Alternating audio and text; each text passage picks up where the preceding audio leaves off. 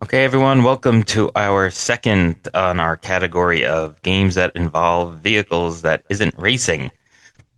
And today we're talking Star Fox 64.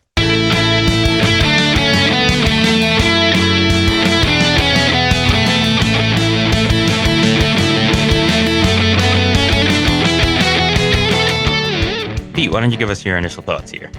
Yeah, so Star Fox 64 I had never played before. I obviously heard about it, knew a lot about it, and understood it was pretty well regarded. So I played it on the Nintendo Switch online thing, and I beat the game in pretty much an hour, and I was like, oh, well, I mean, that was kind of fun, but is that it?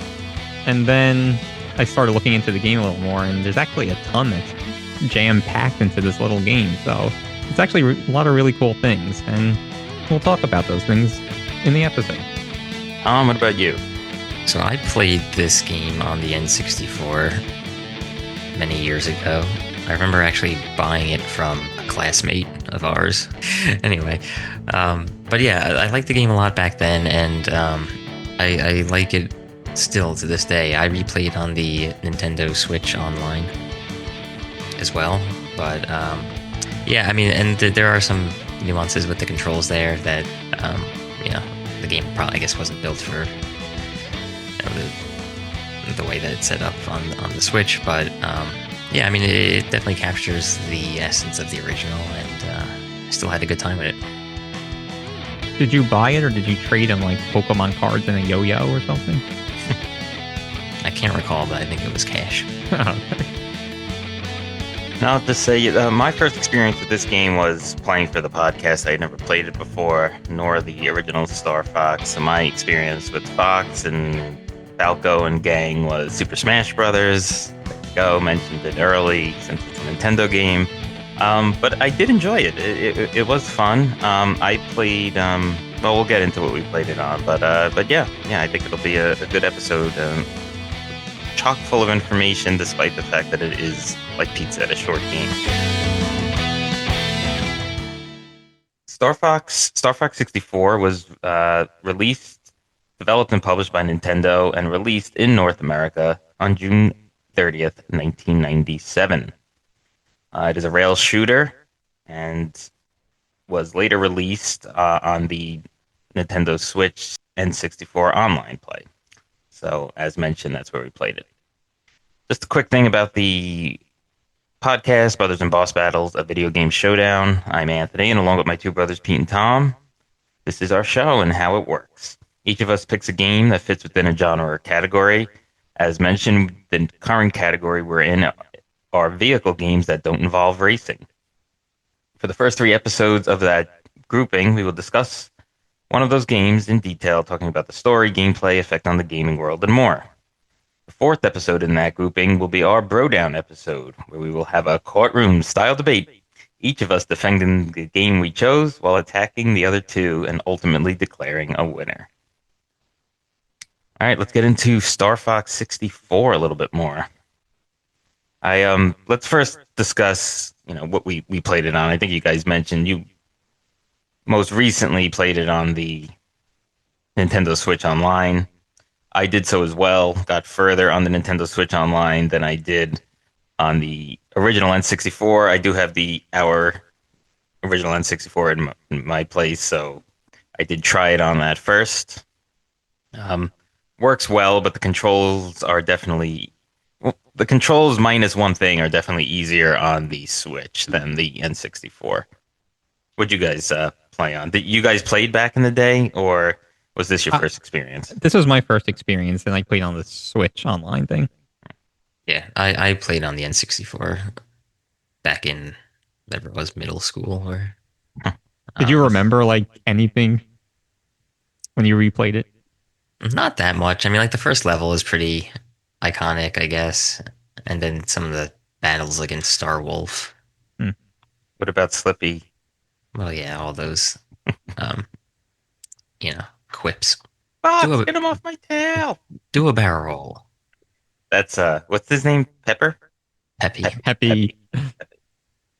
So that's a good place to start. Maybe this was like, I think it was No, I don't know if it was the first game, but one of the first games on the N64 with voice acting. Yeah, I mean, and it was pretty good. It was pretty good, and it added to it because it's kind of cool when you're in the levels, and then they're saying things, and they're like, "Get them off my tail." Yeah, yeah, it was. I think that was important to have, so you're not like flying around, dodging stuff, shooting stuff, and then also looking at text boxes. Yeah, definitely, because there is a lot going on. Yeah, there is some levels. It really is crazy. Like you're getting stuff shot at you. There's multiple ships against you. Uh, and what's cool about it is that you actually kind of have to maneuver, either to avoid stuff or to get sort of the beat on some of the enemies, especially some of like the like Star Wolf and some of the other people. Yeah, even times when you need to save your teammates, you would have to like do the boost and speed to catch up to them. And Yeah, there was a lot of interesting mechanics, like the boost, and you could also sort of break, pull back. Like if there was some enemies behind you, you could kind of pull back and kind of let them pass you, and then you could shoot them down. Oh. yeah, So I guess even just just like yeah, environmental obstacles. Yeah, If you have things closing in, you want to brake or speed past accelerate. Yeah, them. Yeah. yeah. But then it's also like kind of like gates or doors, if you will, and you have to shoot them open. Well, you don't have to, but you can shoot them open, and maybe for a different path, or maybe there's like an item right behind that gate. So there's a lot going on. yeah. Just a little setup on the actual focus of the game. You play as Star Fox and kind of the leader of this command that includes Peppy the bunny, Peppy Hare. Peppy Hare, the hare, uh, Skippy the frog, Slippy. Slippy the frog, Slippy Toad. Slippy the toad, and Falco. Lombardi for some Falco Lombardi. reason. Bird. And each of them has their own unique personalities, but you only control Wolf. Oh, sorry. Ugh. This is an earlier than we're used to recording. Um, you You control control just Fox. Fox, and it's a rail shooter. So you are, getting pushed through the level, and you're just trying to shoot things, avoid things. But you do have control of where you're moving, up, down, left, and right. You can do special moves, barrel rolls, and speed boost and braking and all of that. Um, Essentially, just to boil it down, and spoiler alert for all that care, um, Andros, this evil being, has attacked the Lylat system, and that's where your group is, and you're trying to defend. And it seems to have been an ongoing battle over a long period of time because Fox's father was involved originally with Peppy Hare, so in trying to take down Andros. So this is obviously an epic struggle here, and now Fox is trying to do what the others couldn't, and that's where you come in.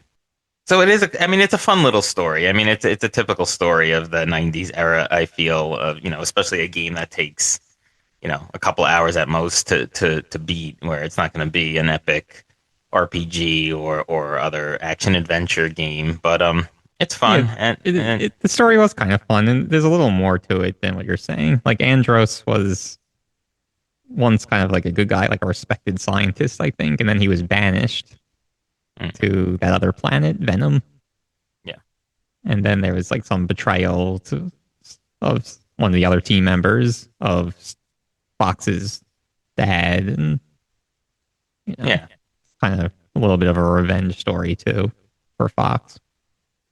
So it's kind of cool. yeah. I got into it Hmm. as someone who doesn't really love stories in games. Because it's Yeah, not a book. they kept it pretty simple, Yeah, but like exactly. also like At least there was some purpose, like yeah. some interesting background. Yeah, Hmm. Yeah. And what's so we talked about the controls. I made a comment about how the Switch controls were better for the most part, other than one particular thing. So I think we could go there next. And while it was much easier to aim and keep your reticle on the enemies that you wanted to hit in the Switch version. What was cool about the N64 control is that with the yellow buttons, you were able to press them.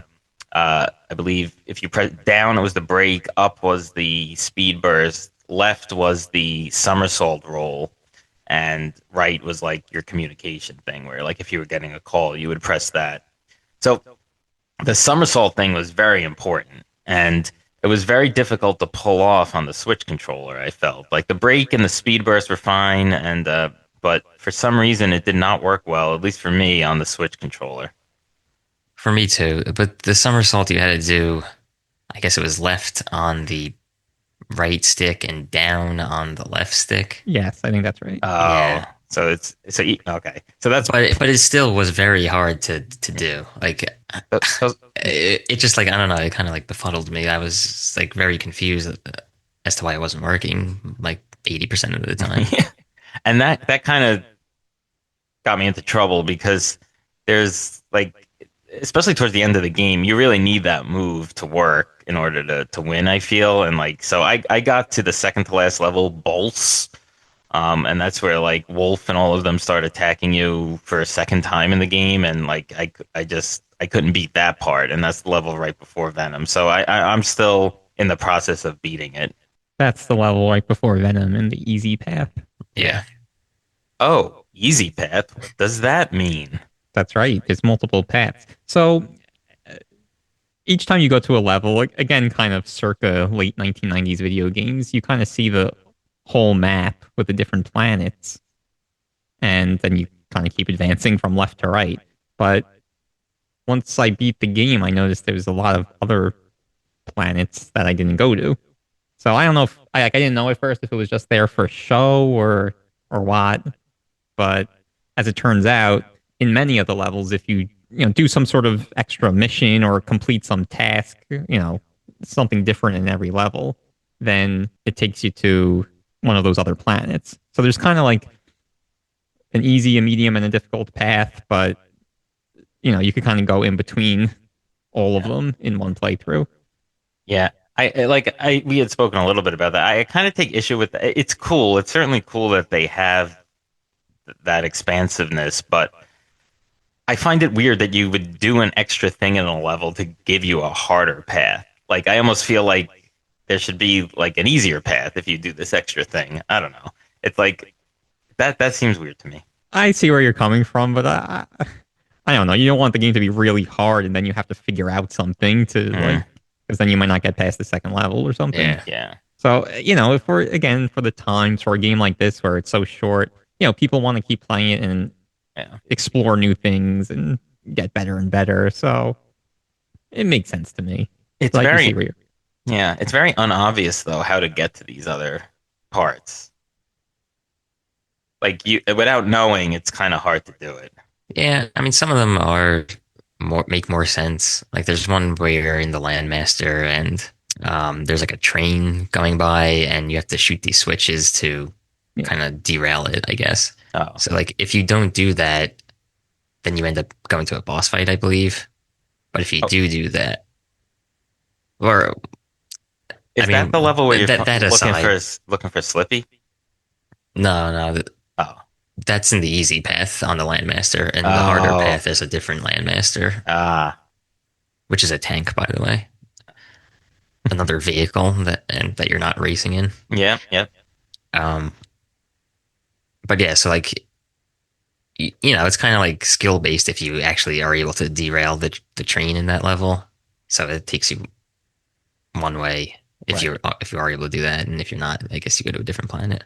Yeah, and a lot of them were kind of skill based. Like there was one when you're fighting the Star Wolf team, and it's kind of like on a timer, and you have you're trying to knock them all down before the bomb goes off, basically. So you don't know that it's gonna open up a new world, but it's something you're obviously trying to do as the player. Yeah, so I never killed all of them in that level, and I thought that might be something.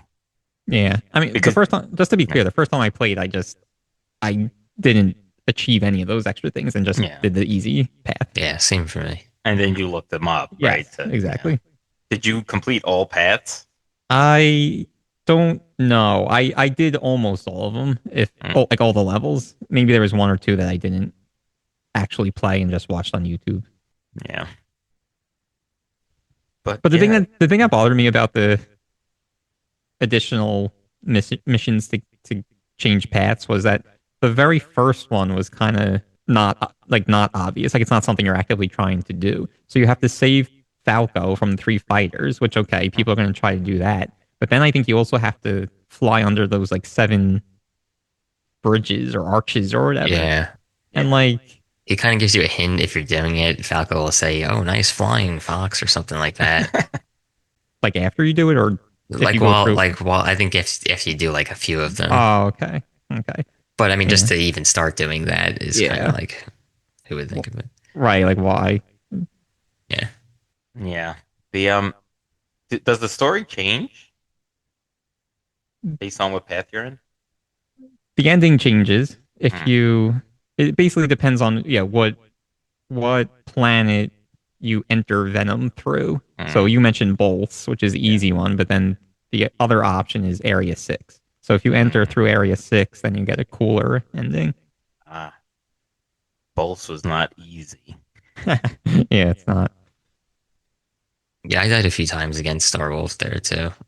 I mean, mostly because of that somersault thing not Yeah. working, but So another cool thing I wanted to mention was how, which is obvious to anybody who played it, but how your three allies have health as well, Mm, basically. And so, throughout the missions, they're helping you shoot down the enemy fighters, and they're also kind of giving you tips and tricks, oh, shoot a bomb now or something, whatever.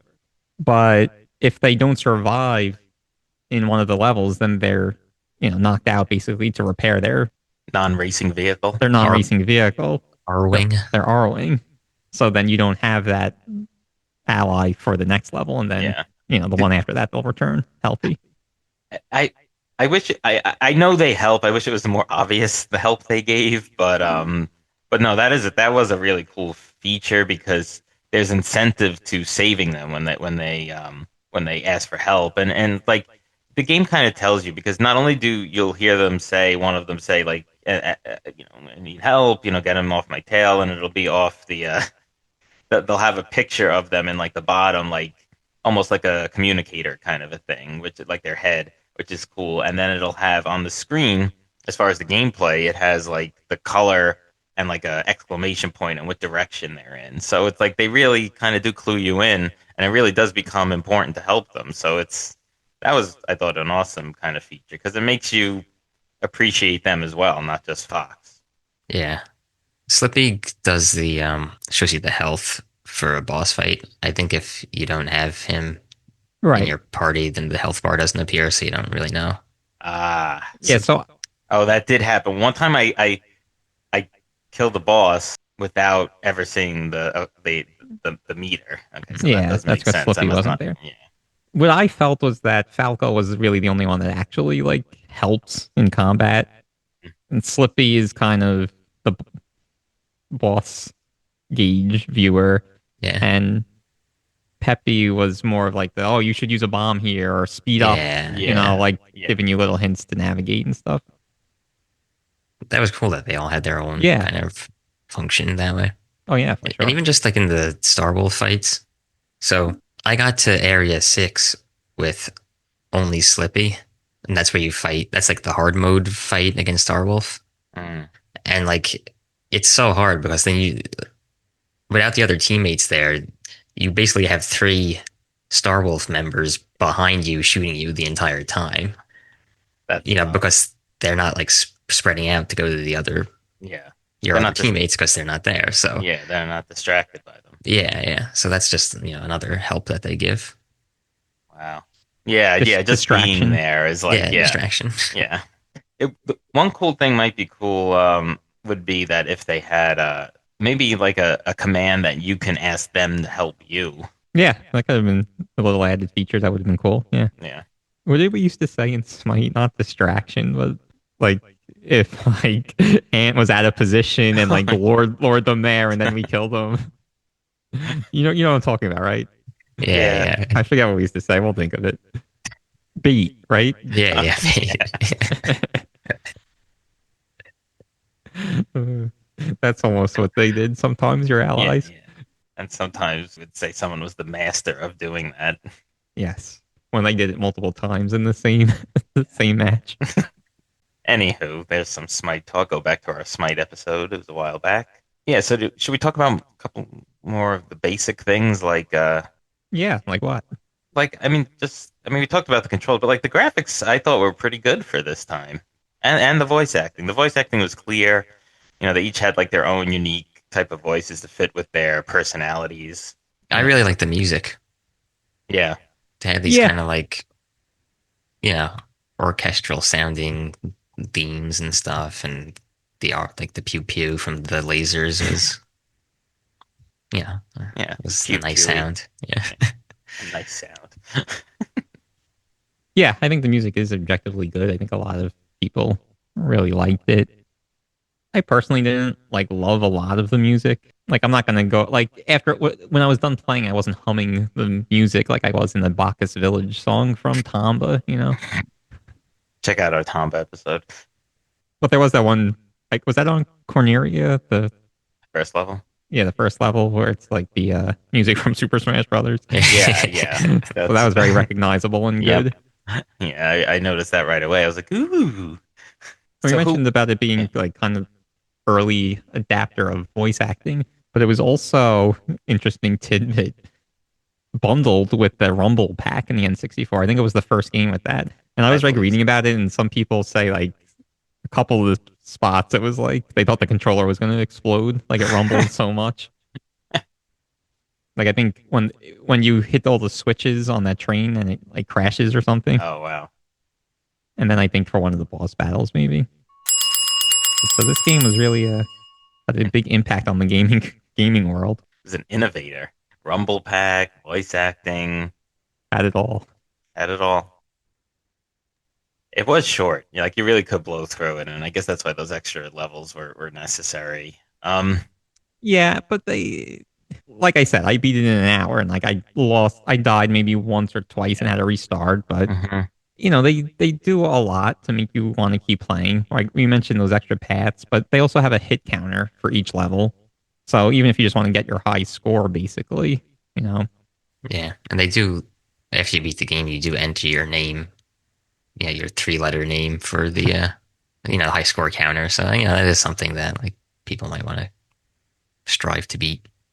yeah, Yeah. and they do have medals actually for each level. I think if you get a certain number of hits, and then if you get a medal for each level, you get like the harder expert difficulty or something. So, I'm not really into those kinds of things as replay value, but a lot of people are, and plus again for the time the game came out, I think people definitely were.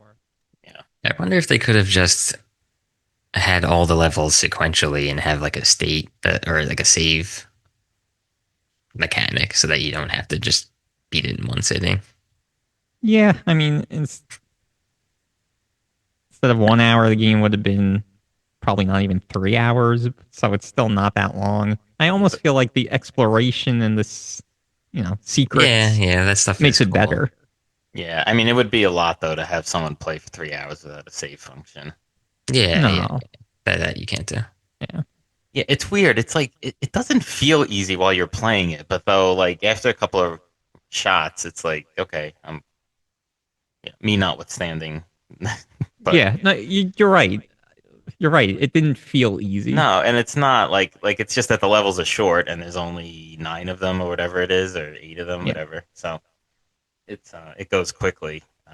But the you know, exploration, I wish it was a little bit more obvious what you had to do in some instances, because that might because otherwise I feel like people could be playing that easy route over and over and over again, trying to get something new, because you could see that there's other planets there and other paths. So it's like that's pretty obvious. It's just like what you do to get them is not. But I don't know, maybe Nintendo Power at the time like had yeah, hints. maybe. Yeah. To me, it wasn't totally obvious. Like I said, I was Yeah. wondering if that was just for show on the map. Oh, really? Okay. Yeah. Um, and that's Hmm. why I really wish the first level should have been not necessarily the easiest, but just the most obvious that you were trying to do something.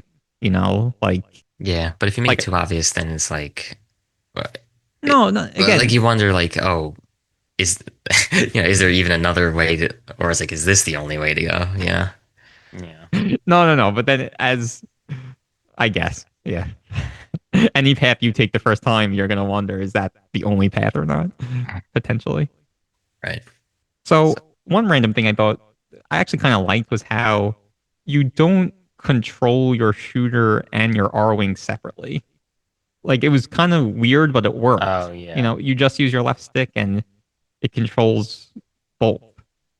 Yeah. I mean that on the N64, I felt that made it like the aim wasn't always great, but yeah, it kept things simpler, which I think was a sign of the times, kind of a thing. But yeah, especially on the Switch, it wasn't too bad. Like you kind of aimed where Well, you pointed the ship. yeah, I mean, it kept things simpler, I guess, from a control standpoint, but it also made things a little more challenging in a way because you were trying to shoot something, but then you had to position your Yeah. Arwing in a certain way to do that, where you couldn't just like stay in the corner where Hmm. maybe there was no obstacles or anything and then just shoot across the screen, you know? Yeah, that's true. But we will have to. Another, Yeah. no, another thing we didn't talk about is sort of the things you could pick up and collect. Mm. Like those, right? So they had these rings. So one was if you got three, I guess, they were rings, right? Well, they were silver and gold. Yeah. yeah, yeah. So if you got three of the silver one, I think it was right, then your health gauge would I think that was the grow. gold. Oh, the gold? Yeah, Oh, okay. So Yeah, that that's grew like your maximum health essentially. right. And then the silver ones gave you back a little health, Right. each one you collected. Those are important. I felt they were pretty generous with those. Yeah, I think so. Like whenever you were not full health, destroying anything would give you a silver ring. I don't know Yeah, about I guess. anything, but a lot of stuff, Yeah, yeah, yeah. had silver But rings. especially in the maybe not so much the easy path, but in the other levels, there were a lot of times where there were rings there where I didn't collect them because there was so much going on, and I was trying to Yeah, avoid see. an obstacle, and there were enemies coming, and so. And then you could pick up the bombs that we mentioned. So you obviously had a limited number based on how many you've collected, but those were big, powerful shots. Yeah. Yeah. And was there something to make like your regular shooter different or faster or something that was like almost looked like a star? Yeah, there was a laser upgrade. Yeah. That wasn't the star thing. The star Oh. thing you fly through and that I think restores all your health or Oh, something. yeah, yeah. I think that was a Oh health yeah, restore. We'll have to talk about the characters. We will have a mid-episode filler coming up to kind of focus on the good guys, but we should talk about the villains and the levels that we liked or disliked. yeah. I don't know. Do you want to start with boss battles or no? Yeah, I guess Because that there makes were the a most lot. sense. There were a lot of boss battles. The enemies themselves weren't too noteworthy one way or the other, but the bosses were. Yeah, but I honestly didn't feel like the bosses were very memorable. You were kind of doing the same thing to defeat all of them. Eh, They, yeah, I mean you they, had to hit the they were, little yellow things on them basically. Yeah, there was a yeah, weak point that you had to target, Oh, yeah, basically. except that first boss I thought was very difficult. Again, he wasn't necessarily difficult, but it was difficult. You had to get behind him to hit the green panels on his back, and like without a well functioning somersault, that was difficult as well. Like it wasn't difficult in the sense that you would die just because he was a very easy boss, but that it would just take much longer than it should. And that's certainly what happened to me multiple times. Yeah. Yeah, so that was in the all range mode, right? Where it's more in the 3D space that you were. yeah, yeah. For that one, you had to use the U-turn more, which actually Yeah. worked on the Switch controller. Yes. But yeah, that one was super easy, but yeah, it did get annoying at times. Yeah, Like it took longer yeah, than it should. yeah, yes, exactly. There was that Yeah, one with the like sort of robot where you like I think you defeat him and then he's like no no no and he waves his finger and then he like comes back for a little bit. yeah, And then while you had to do the same exact thing you've been doing. Yeah, you had to shoot him in the head, whereas like the yellow eyes were. yeah. They were fun, but they weren't really memorable. So we're just kind of like in the moment thing. So since I didn't beat both, I know Andros was like a looked like a giant like ape head, right? Yeah, But what the was easy path. Headmon from Super Smash Brothers? Hmm. He was not in this game? A great question. Well, I think that was from the original Star Fox. Oh, so that's the Super Nintendo one. I believe Yeah. so. That Yeah. that looks correct based Yeah. on quick Google search. Hmm. So that we did not play. Remember, this is Star Fox 64. Which I know that now this is diverging from our characters and bosses and stuff, but this is basically the sequel, Star Yeah. Fox 2. So they were making Star Fox 2 for Super Nintendo, I think, and then it was kind of like N64 was coming out, Mhm. and the computing power wasn't not like enough for what they wanted to do. So a lot of what they were originally going to include in Star Fox 2 is in 64, but then they called it 64 because all the games were called 64. Yeah. I think Star Fox 2 then came out on the SNES Mini. Right. Like all these years later. Yeah. Yeah, unreleased. Previously Like unreleased. previously unreleased. Yeah. It would be cool to go back and play that now, having played 64 and seeing like Yeah. how similar it is. See, I thought I thought, honestly, Star Fox, from what I read, and I didn't play the original Star Fox, so I wouldn't know, but I thought Star Fox 64 was essentially the 64-bit version of the Super Nintendo game, that they were essentially the same. But from what you're telling me now, I guess it was not. Well, maybe they were similar, but no, but that it was like literally I think a an lot of it was upgrade. reused. Yeah. But no, not like a literal. Well, I just think there Yeah. was some things that they wanted to do, and I know I'm being vague because I don't know what these things are, but that No, they no. couldn't do. I'm saying Star Fox. Like this was not a sequel to, but essentially a remaster of Star Fox. But I guess Oh, that's not true at all. Okay. No. Since we're on topic, in the original Star Fox, are you playing as Fox McCloud or James McCloud? I just wonder if like the if it was Character. always Fox. I Probably. don't know. Anyway, that's a question for another episode. Maybe we Yeah. could do prequels category someday. Yeah. Ooh. Let's take a quick break and we'll be right back.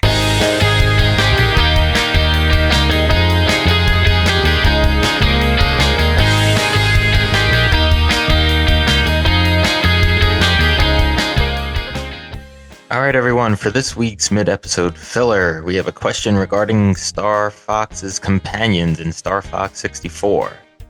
We'd like to ask, which one of the three would you rather have as your ally? Would it be Peppy Hare and his folksy wisdom, Slippy Toad and his energetic enthusiasm, or Falco Lombardi and his brash loyalty?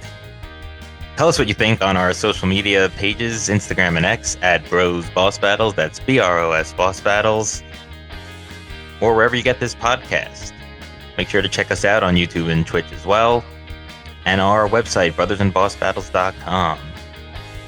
Make sure to listen to next episode to hear the answer. All right, before we get to the regular episode, we're going to give our answers to last week's mid-episode filler question, where we discussed Twisted Metal Black.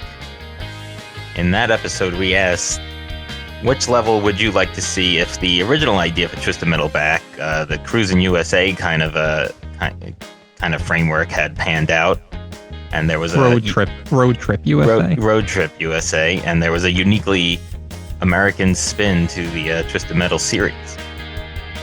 And those options were Yellowstone National Park, Miami Beach, Florida, or Area 51 in Nevada. Okay, what do you guys think? I'll go with Area 51. I think you could have some cool like secret stuff, alien-based Easter eggs and whatnot, and just like hidden areas, maybe something with a UFO.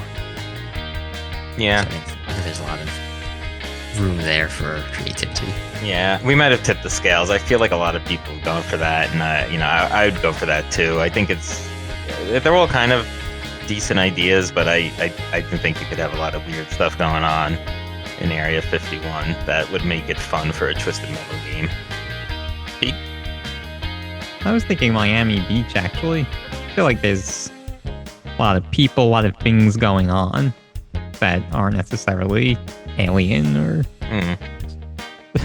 in that sense. All I think it was right. pretty American. All right, well, there you go. Check out our Instagram and X. We'll put up the results of these polls and check out new polls. We'd love to interact with you. Make sure to like and subscribe wherever you get this podcast. And now back to the regular episode.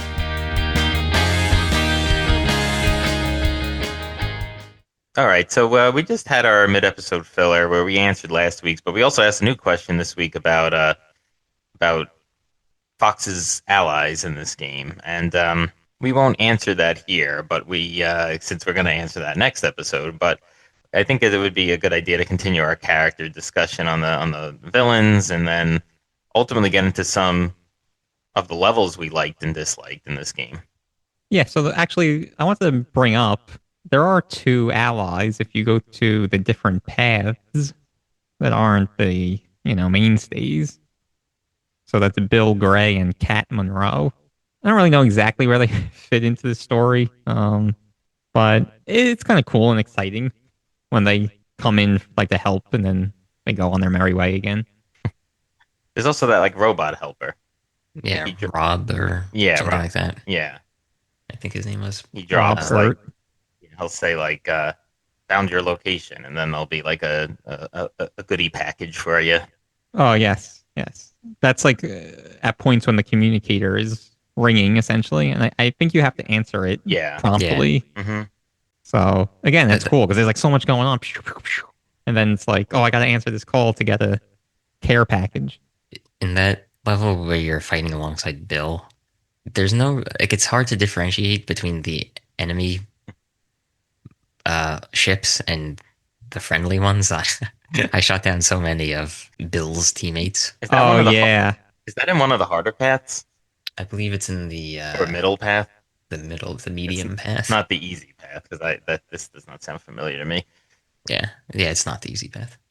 What I wanted to ask you guys on that vein, in that vein though, is you can hit like Falco and Peppy and all of that, and like they'll say, "Hey, we're on the same team" or something like that. Do they take actual damage, or is it just?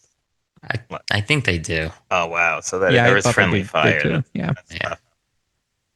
Just yeah. going back to Falco that. calls you. Oh, Sorry, sorry. No, go Falco ahead. calls you Einstein when you shoot him. I'm on Typical your Falco. side, Einstein. Going back to that Bill fight that you were talking about, where he has, the helper jets. I think if you essentially get through the whole fight without, I don't know if it's hitting them or destroying a single one, then you get like a different kind of dialogue from Bill at the end. So even things like that, where you're not necessarily opening a new path to a new stage, but dialogue is changing. It's pretty That's cool for cool. the time. Yeah. Yeah, so We were smart. raving about that in Until Dawn, but Star Fox was doing it 15 years earlier. Yeah, that is true. Um, Check out our Until Dawn episode. this is just one big advertisement for our other episodes. Apparently. I don't know. I'll just know there was multiplayer as well. I don't think any of us partook, but it's like point match, which I think is like stock in Super Smash Brothers to make any Ah, Super Smash Brothers reference. Battle Royal, which is last player standing, and there's like this time trial. I think it's cooperative. So that could be kind of fun. Playing co-op I want Star to try Fox. that out. Yeah, I think you basically have to destroy a number of enemies within a certain amount of time, or the most enemies you can within a time limit, something like that. what are the levels? I mean, I mentioned both. I kind of did like that land level where like Slippy decides to be brave in the prior boss battle and gets knocked off onto this planet, and then you have to find him. Like, changes up the vehicle a little bit. It's a little bit tough, but it's got some cool parts where you're, trying to. There's falling like towers, and you have to speed burst through them strategically, and there's a lot of enemies. I think it's a You fun have to level. use the hover Yeah, you can the use the hover. hover. to get over like ground obstacles. So Yeah, speaking of that hover, yeah, that was tough to use. I never did it like straight. So it would either be like a hover and like jolt to the left or jolt to the right, and like that would wind up screwing me up. I think the controls were messed up on this Switch because it was like Eh. left trigger and right shoulder or something like Yeah. that. Yeah, So it was like yeah, so yeah. awkward. Yeah, Yeah, that must have been what was screwing me up. Yeah. Because yeah. I didn't After, get to that part when I played on the N64. I just got to it when I played Uh, on the Switch, and so I didn't do it on the N64, the hover. after the fact, like after I played, I was wondering if there was a way to remap the controls on the Switch. Mm. I have no idea if there is, but I was like, maybe I should have looked into that. Put the Yeah, I pretty Source much Soul never on, like, used the hover on the Landmaster because Yeah, it was just I just it was just so awkward. I couldn't do it in a timely manner, like to actually yeah, make it effective. yeah, yeah. I like Zonus, where they have like the searchlights. This was on the hard path, I think. So I Mm, guess maybe and didn't no. experience it. There's like searchlights, and if you shoot them all down, then there's less enemies. But then if you get spotted by one, then more enemies come. Mm, So I thought that was a neat mechanic. yeah. Yeah, I was looking through the list of levels. I actually only did the easy path and the medium path that I went down. So I missed a lot of those hard path levels. Well, I did one of them, which was Sector Y, but then that one, after that, I it redirected me to the medium path. Hmm. So In, I was in like, Sector Y, you have to get 100 hits yeah, to yeah, continue on the hard path. Oh, yeah. Some of them are you have to. It's just racking up points, right, to get to different. I think that may have been the only one Oh, like that. okay. And there was another one that was also on the hard path, so I guess you didn't experience it. But in Sector Z, I actually kind of liked it. It was all range mode, and there's these regular enemies that are coming, but then they send missiles at something, and I'm forgetting the what Great that is. Fox, The what? the Great Fox. Yeah, it must be the Great Fox. So they send one missile and you have to destroy it. Then they send two at the same time, and then they send three at the same time. Ah, And if you do that successfully, then you stay on sort of the hard path and go to Area 6. mm, But that was challenging because again, it was the all range mode, so you're kind of shooting the missile, and then but it takes a lot of hits, and then you kind of go past it, and you have to like somersault, you have to U-turn, and yeah. sometimes it's too late. But your allies did help you there in destroying the That's, missiles. But I like that one. what was an annoying like regular enemy was it was in the level I think where Slippy gets knocked off like in that boss fight, but like so before that, but it's like a little like it almost looks like a bug fluttering about and it shoots like these like almost like rainbow Yeah, uh, yeah. That uh one. Oh yeah, spirals. Like you couldn't kill it. I was like, or it's very difficult to. Yeah, there was like no feedback to show you that you're actually hitting it. Yeah. So it just like you didn't really know what you were doing. They were tough. It was hard. It was hard to avoid that attack as well. then neither of you guys, I think, played Aquas, but there you're in sort of like a submarine type Ah, vehicle. not racing, I hope. No, it wasn't racing. Nice. This game in and of itself is all these vehicles. Yeah. We could have just did three episodes of this one, like easy path, medium path, hard path. That would have been interesting to the listeners. You guys aren't bringing up anything else. One thing I just thought was funny was like it starts like your Star Wars beginning where you're like in space and the text is scrolling. Did you guys notice that? But then it's like there's a line in there that says "Fox, you're our only hope."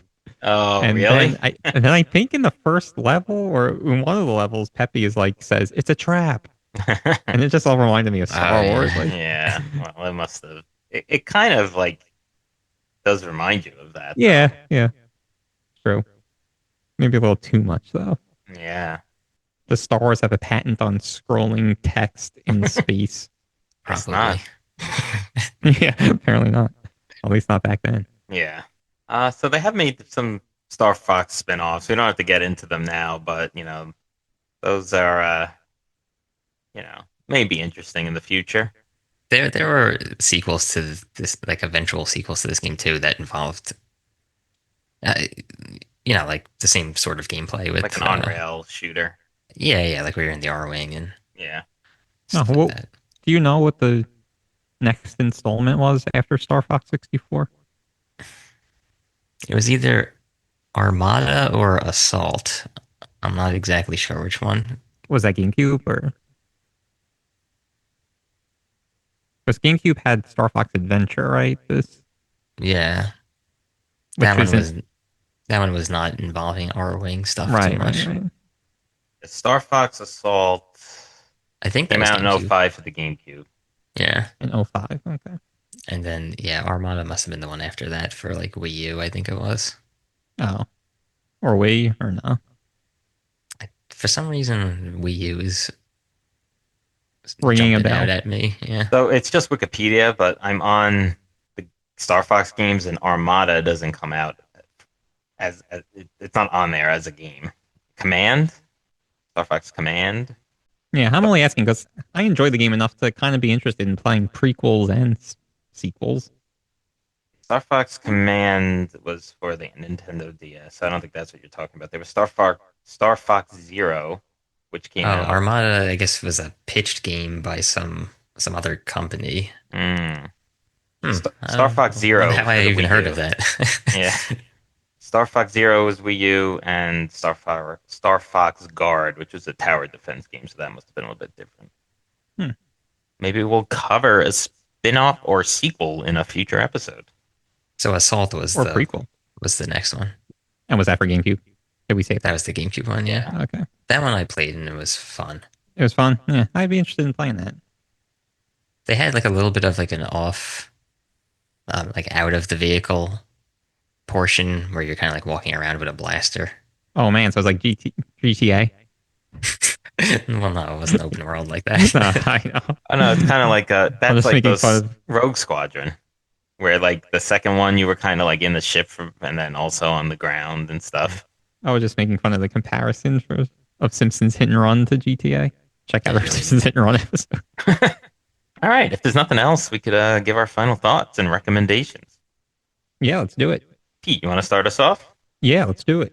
I like the game a lot, and like I was just mentioning, I'm actually interested in playing the prequels and sequels and spin-offs. So that should, say more than just me saying I like the game. But yeah, there's a lot to it, and I played it through a handful of times to see as much as I could, see the different levels, the different dialogues, and for a pretty simple game, it's easy to pick up and play, but there's a lot of interesting mechanics going on, and you try to get your high scores in each levels and to get the medals. So I would definitely recommend it for anybody who hasn't played this one before. Yeah, I'll go next. I agree. I mean, I think it is a little short. I think it could have also benefited from those extra levels sort of being a little bit more obvious, so you could experience them without essentially accidentally falling into it. So that's a little bit of a gripe I had. And then some of the controls are tough, but it lends itself to a sort of a challenging game without sort of being that like fakely challenging old game. Like it's challenging with a purpose, and you have to do lots of different moves with your vehicle and shoot various things. So I think that's really cool. The characters are cool. It sounds great with the music and the voice acting, and it looks very good for the time. It handles pretty well, especially on the Switch version, minus the somersault move. So I definitely like all of that, and it is a quick game. So like if you do just want to run through it and you've never played it before, I think it's certainly worthwhile. You could sit down in an hour and bang it out pretty quickly and get a pretty fun little basic story, but some really great gameplay and just a good old time. And you'll be playing a classic. So definitely recommend it. Tom, what do you say? Not too much more to add for me. I agree with most of what you said. Definitely recommended. It's a nice story. Familiar, but also has like some surprising depth to it. And then the game in general also has a lot of depth, even though it seems straightforward at first glance, which is cool. But yeah, I mean, likable characters that years after you play the game, you'll still be talking about and quoting them. Like even like the whole do a barrel roll thing became like a meme, and there was a like on Google that at one point if you typed that into the search, like the screen would do a barrel roll. Oh yeah, I remember that. Yeah, that was cool. Yeah. So it's like iconic and stuff like that. But yeah, definitely recommend. Hopefully they'll bring Star Fox into the Nintendo universe of movies. I think it would work cool. well. It would work. Yeah. That would be fun.